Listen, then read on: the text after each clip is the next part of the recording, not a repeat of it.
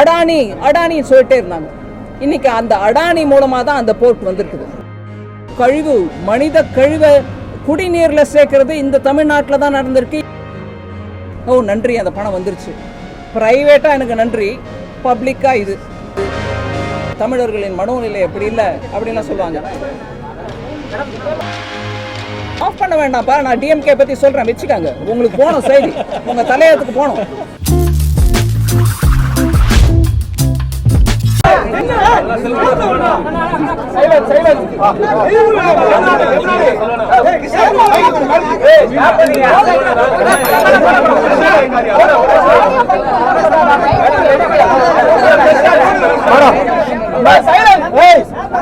ஒரே நிமிஷம்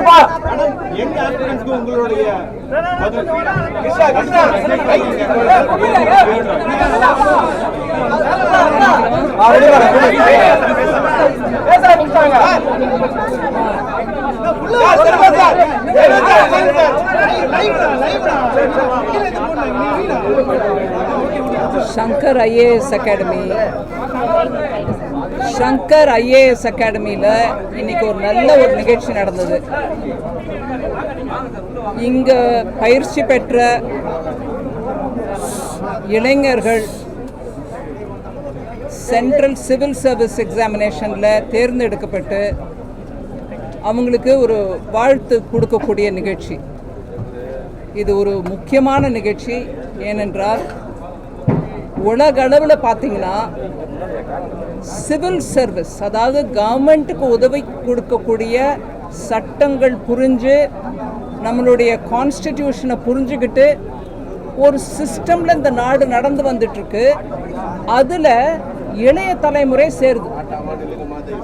இதுக்கு கடுமையான போட்டி இருக்கக்கூடிய சிவில் சர்வீஸ் எக்ஸாமினேஷனில் பாஸ் பண்ணிவிட்டு அவங்களுக்கு வரக்கூடிய ரேங்கை வச்சு அவங்கள எந்த ஸ்டேட்டுக்கு அனுப்புவாங்கன்றது நிர்ணயம் ஆகும். அதோடு இல்லாமல் அவங்க அட்மினிஸ்ட்ரேட்டிவ் சர்வீஸில் இருப்பாங்களா, போலீஸில் இருப்பாங்களா, ரெவென்யூவில் இருப்பாங்களா, ரயில்வே சர்வீஸ் போவாங்களா, அப்படின்றது சிவில் அக்கௌண்ட்ஸில் போவாங்களா அப்படின்னு அவங்கள கேட்டகரைஸ், அவங்க ரேங்க், அவங்க பர்ஃபார்மன்ஸை வச்சுட்டு பண்ணக்கூடிய ஒரு பெரிய எக்ஸாமினேஷன். அது உலக அளவில் நம்ம முன்ன சொன்ன மாதிரி கடுமையான போட்டிங்கிறது, ஹை குவாலிட்டிக்கு போட்டி இந்த பயிற்சி மூலமாக தான் நடக்குது. இந்த எக்ஸாமினேஷன் மூலமாக தேர்ந்தெடுத்து வரக்கூடியவங்க நல்ல குவாலிட்டி, நல்ல ஹை லெவலில் பர்ஃபார்மன்ஸ் பண்ணக்கூடியவங்கன்னு தேர்வு ஆகுது. தமிழ்நாட்டில் இந்த சங்கர் அகாடமி மூலமாக பல வருஷங்களாக நிறைய பேர் தேர்ந்தெடுக்கப்படுறாங்க. இந்த வருஷம் தேர்ந்தெடுக்கப்பட்டவங்களோட நான் கொஞ்ச நேரம் அவங்களுக்கு வாழ்த்துக்கள் தெரிவிச்சுட்டு இப்போ திருப்பி டெல்லி போயிடுறேன். இது ஒரு பெரிய வெற்றி அவங்களுக்கு, நாட்டுக்கு. அதனால தான் இதுக்கு பேர் civil service.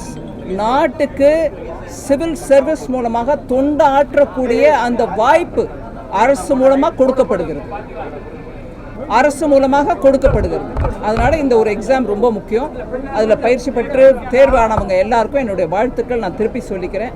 Shankar academy, Shankar IAS academy இங்கே நல்ல அந்த கோச்சிங் கொடுக்குறாங்க, ட்ரைனிங் கொடுக்குறாங்க, அவங்களுக்கு அந்த எக்ஸ்போஷர் கொடுக்குறாங்க.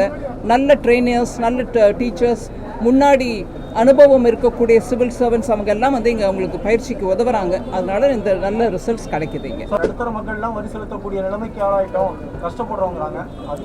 இது நான் உண்மையை சொன்னால் நீங்கள் கொஞ்சம் மீடியான்றதுனால உங்களுக்கு சொல்கிறேன்.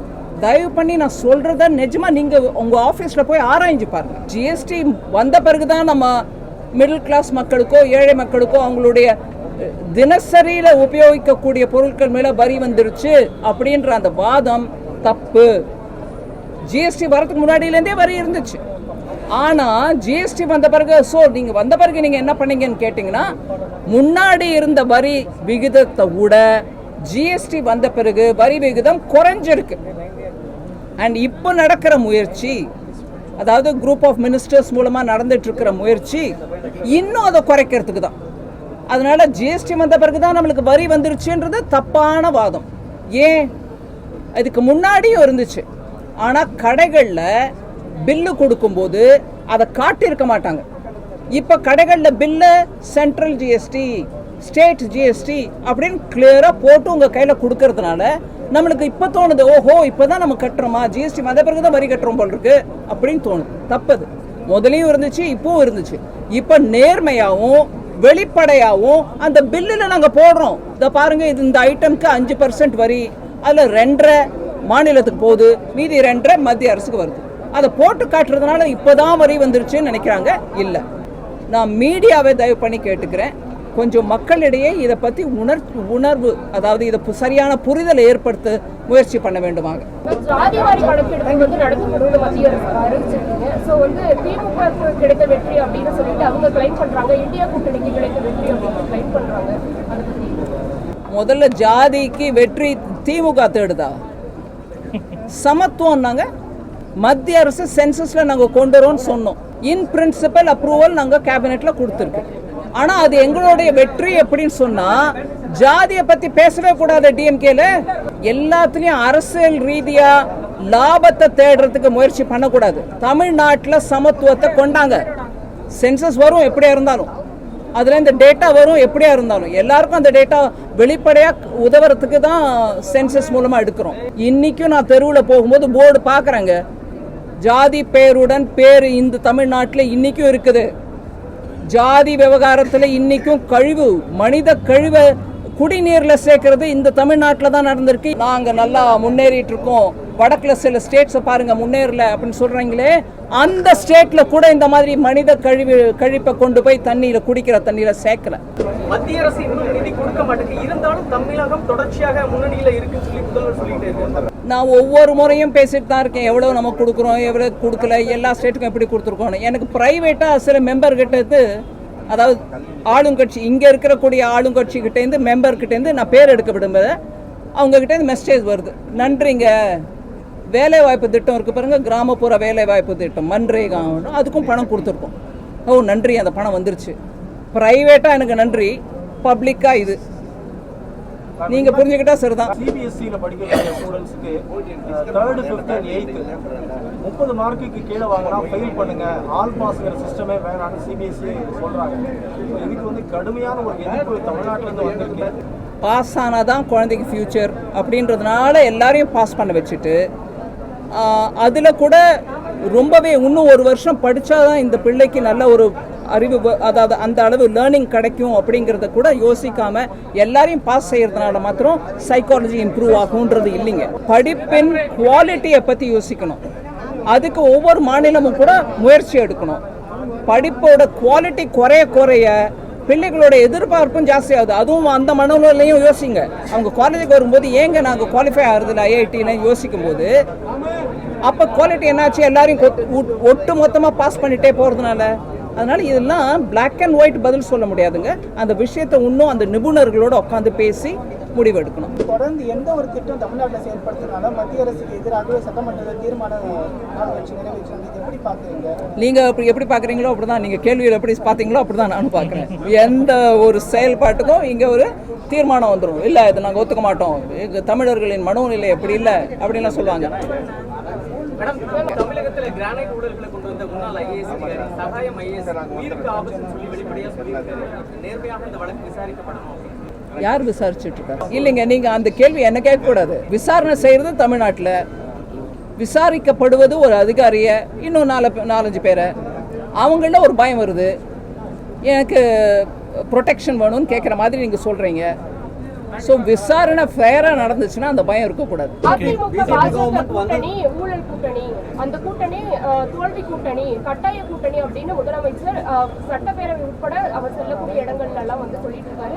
ஊழல் காரணமாக கோர்ட், சுப்ரீம் கோர்ட் வரைக்கும் போய் இன்னைக்கு தேதிக்கு 2 அமைச்சர்கள், ஒரு அமைச்சர் ஊழல், இன்னொரு அமைச்சர் இன்னொரு விஷயம், இறங்கிக்கிட்டே இருக்காங்க பதவி, இல்ல கோர்ட் மூலமா கேள்வி கேட்டுட்டே இருக்காங்க.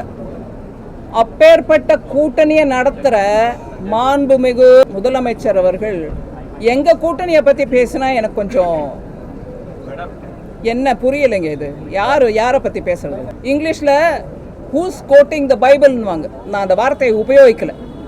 எஸ்ன்னு ஆரம்பிக்கும்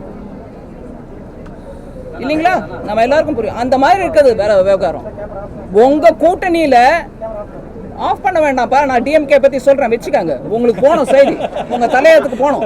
நீங்க கேமரா ஆஃப் பண்ணிட்டா உங்களுக்கு ஜாக்கிரதை. அவர் சொன்னார் பாருங்க, என்கொயரி நடந்துட்டு இருக்கு, எனக்கு ப்ரொடெக்ஷன் வேணும்னு. உங்களுக்கு ப்ரொடெக்ஷனுக்கோசம் நீங்க ஆஃப் பண்ணிடாதீங்க. மீதி சேனல் மூலமா எப்படியா இருந்தாலும் போகும்.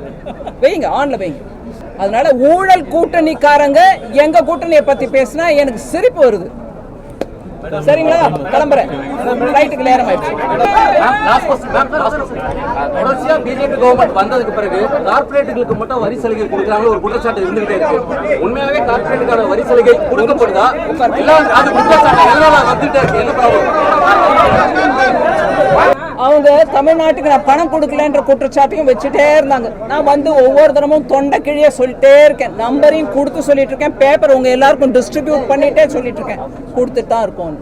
எந்த விதமான ஃபேவரும் எந்த கார்பரேட்டுக்கும் நாங்க செய்யல. அதனால இதை திருப்பி திருப்பி சொன்னாங்கன்னா நீங்க, நான் என் தரப்புல உங்களை கேட்டுக்கிறேன், தயவு பண்ணி கேளுங்க, கொஞ்சம் ஆதாரம் கொடுங்க ஐயா, ஏதோ ஒரு ப்ரூஃப் கொடுங்க. அவங்கள போய் நாங்க கேட்கிறோம், நீங்க கேளுங்க.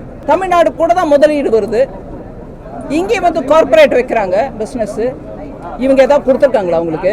அதனால தான் வருதா?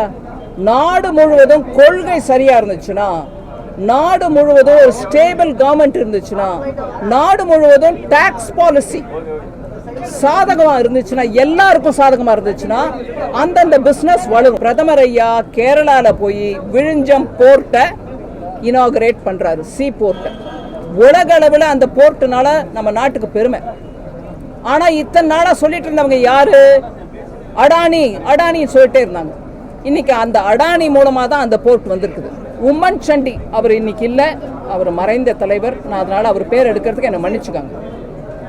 அவர் டைம்ல அந்த ப்ராஜெக்ட் அடானிக்கு கொடுத்தாங்க. டெண்டர் இல்ல, ஒண்ணு இல்ல, அவர் கூப்பிட்டு கொடுத்தாங்க கையில.